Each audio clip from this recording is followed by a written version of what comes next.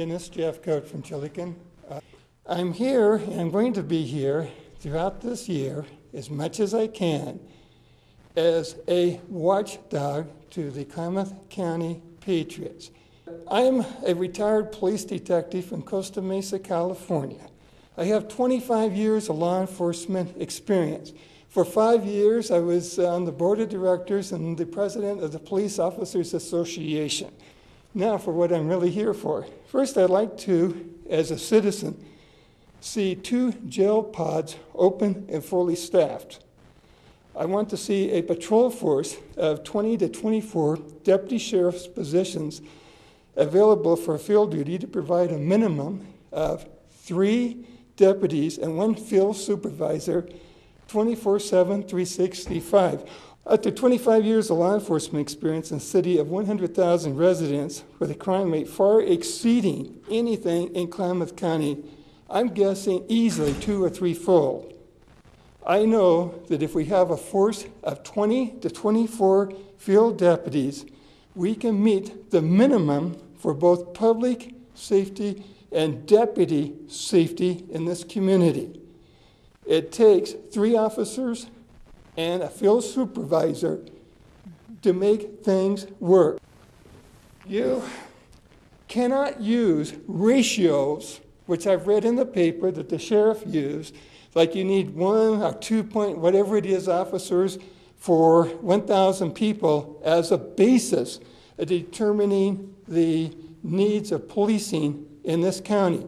What it must be based on is crime and statistics. Klamath County is a whole different place. So you do not want to use for the basis of your decision making a national ratio, because that ratio came because you have some that need more officers and you have some that need less. Klamath County, and the reason I moved here, is a very peaceful place overall. Few bad people, peaceful. Therefore, you don't need all of these officers at the ratios that are proposed. And by the way, if the sheriff was here, there's 2 things I would tell him. First of all, I'm not going to run for the office of sheriff ever. And the second thing is I'm not in any competition with him, but he needs to have a public debate on these issues. So that's how we get to this. And if there's other questions, I'll entertain them, but I'd like to go on to a few other things. I would like to, as a citizen, prefer that all budget and spending decisions in the Sheriff's Department be completely supervised by the county commissioners or their appointed representatives. I'm going to go off my talk just a little bit here. I feel, personally, that either the sheriff needs like a taxing district where you have 3 supervisors, or you, the commissioners, appoint 3 supervisors who should be not some citizen with banking experience, but people with law enforcement experience that are retired, who have no intention of running for sheriff, those kind of people. In a police department, an administrator does not do 1 iota of what is considered police business. The purpose of a sheriff or chief of police is to budget, to supervise budgets, and to develop policy to protect the citizens, period. You don't want the man in a uniform. You don't want him carrying a gun. You want him being an administrator. The captain does the same thing.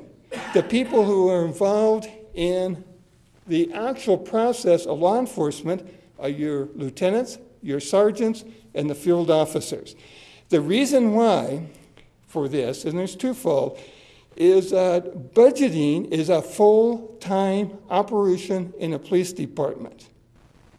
Budget committees are essential because every man, every dollar must be justified. I came from a department where not 1 dime was spent unless the 3 captains agreed that it needed to be spent, and they could justify every last cost to the chief, who would then in turn justify it to the city manager. I say to you, our sheriff needs to do the same thing. He needs to justify every dollar spent to you or to your appointed representatives. So like, for instance, Dennis, if he had some folks working with him, whatever it takes, so that we get control over our budgeting process.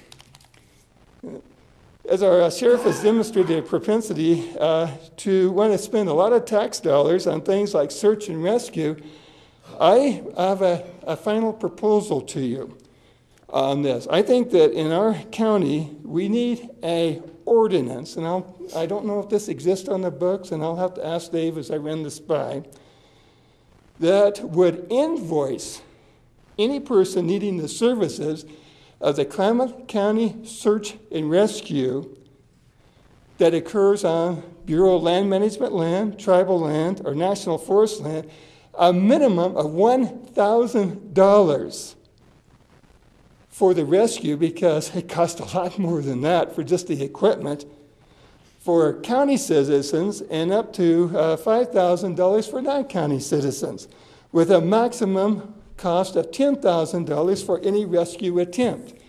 If our sheriff is going to invest the money, the resources into all this equipment, I ask you, why is it necessary?